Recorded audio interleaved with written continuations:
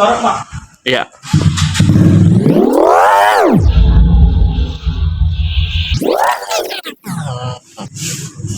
Assalamualaikum. Waalaikumsalam.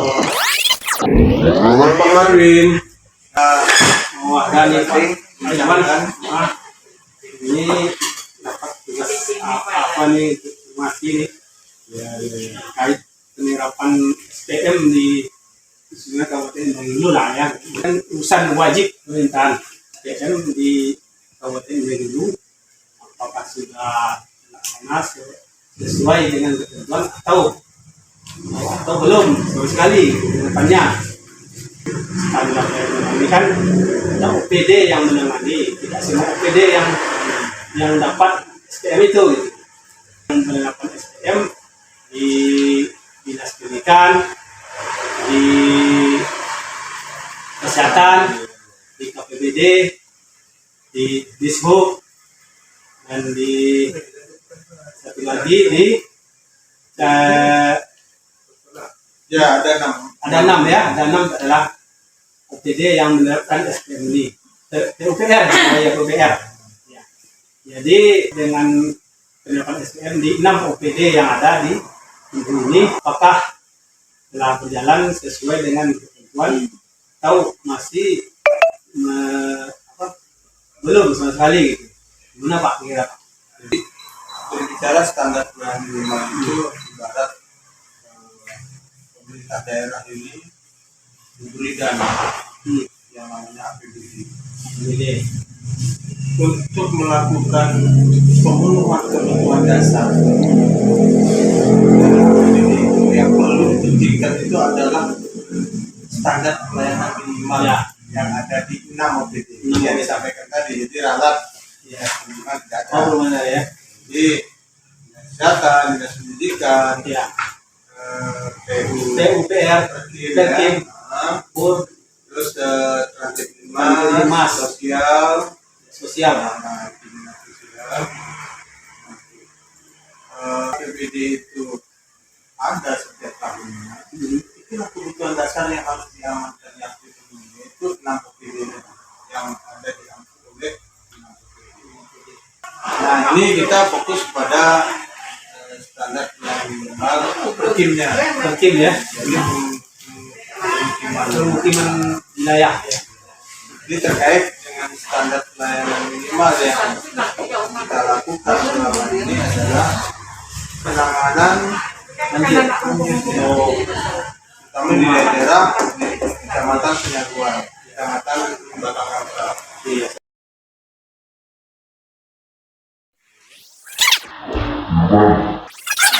Di masyarakat terkait ijazah palsu yang ada yang ditangani oleh Urutan 4 ya, khususnya ya, Inspektorat Kabupaten Bengkulu ini. Jadi dalam penanganan ijazah palsu tersebut, tim telah membuatkan laporan hasil pemeriksaan ya terkait penanganan ijazah palsu tersebut. Itu instansi yang terlibat gimana tuh Pak? Apa saja? Di mana saja? Memang kita sudah ada beberapa kali kita melakukan pemeriksaan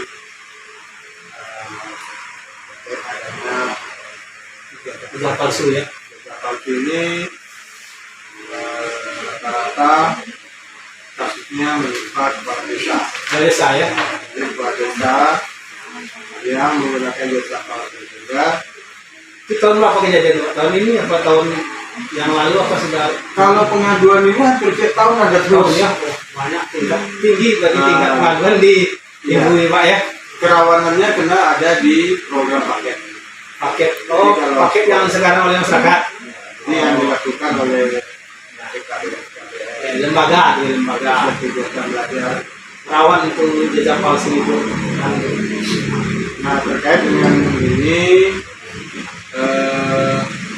kita untuk melakukan pemeriksaan yang sifatnya adalah investigatif, pemeriksaan khusus, tentunya kita sangat hati-hati karena berkaitan dengan ijazah palsu Berarti banyak instansi terkait yang instansi terkait yang memang dimintai keterangan, bukti-bukti, data-data atau indikasi lain yang mengarah kepada kesimpulan yang benar. Dan ijazah palsu misalnya, itu kita harus konfirmasi dengan Dinas Pendidikan ya, dengan APH. Kalau tidak ada.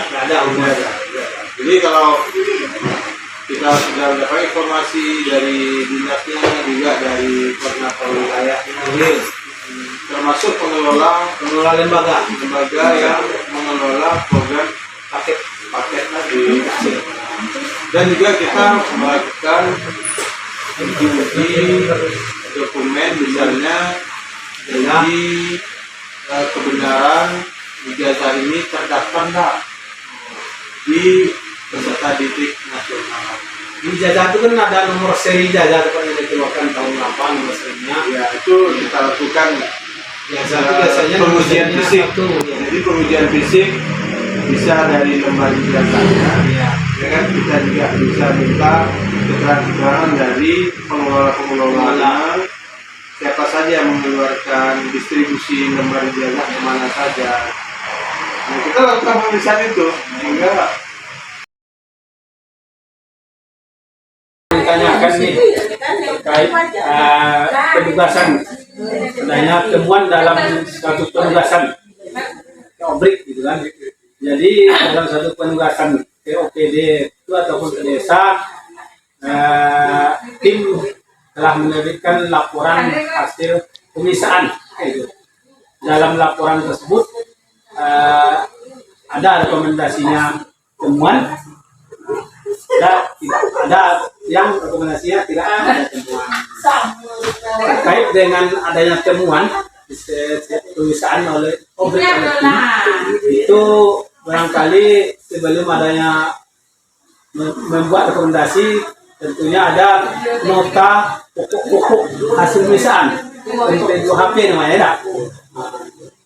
Jadi gimana tuh Pak caranya? Apakah nanti memanggil obrik sampai inspektorat atau tim turun ke lokasi untuk ekspos hasil temuan tersebut?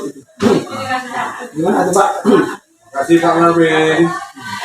Jadi memang dalam melakukan pemeriksaan itu kan ada Langkah-langkah. Jadi terkait dengan NP2HP atau notisi notisi pemeriksaan. pokok hasil pemeriksaan. Nah, ini juga kita melakukan sesuai dengan SOP ya. Mau ada SOP-nya Pak ya. Nah, ini juga diatur oleh Ada